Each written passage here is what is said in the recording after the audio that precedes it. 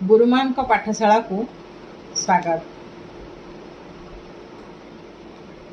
कहबार कथा होची आमे समस्ते सबुबले इच्छा करिथाउ पिला मानंकु खुशी मिजाज रे देखिबा पाई, खुशी रे रखिबा पाई पिला मानंकु।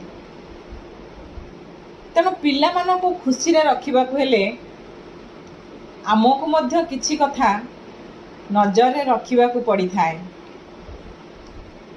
पिला माने साधारणतः खेलना हेउ बा केउठी नुआ जगह को बुली जीवा पाई हेउ सब बेले सेमानक मनरे गोटे आग्रह थाए। नुआ जिनिसटे देखिले ताकू पाइबा पाई सेमानक मनरे इच्छा थाए।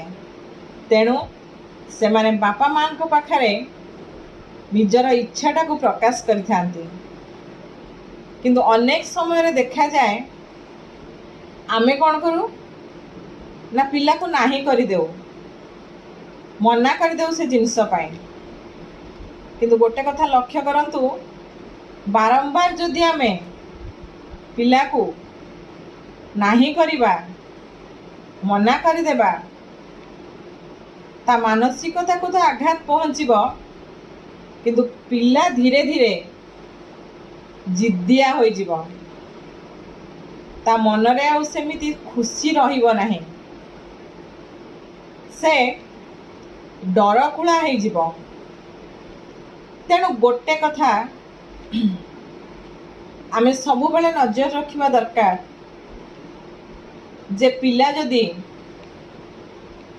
कौनसी जिनिस मागुछि बा केउठी की जीवाकू से इच्छा करुछि, ताकू सकारात्मक ढंगरे आमको बुझाइबा को पड़िबो। पिला को सीधा सीधा नाही न करी बा मना न करी आमे विभिन्न उपाय रे ताकू बुझाई परिबा। प्रथमे आमको पिलार इच्छा को भल भाव रे बुझीबा को पड़िबो,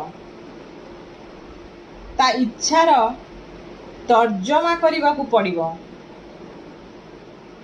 तार आग्रहर ठीक दिग आ भूल दिग को विचार करने को पड़िबो।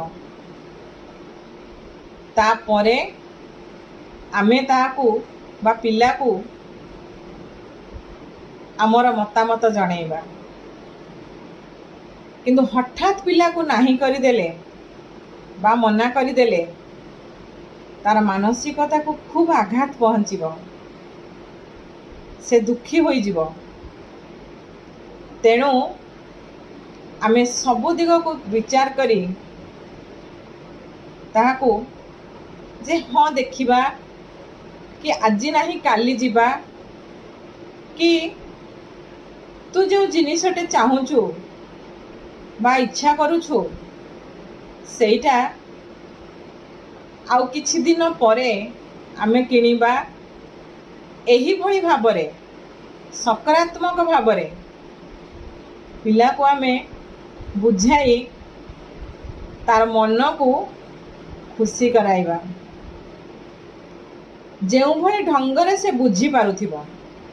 मने रखिबे पिला को सबु बेले गाली देबेनी कि माड़ मध्य देबेनी।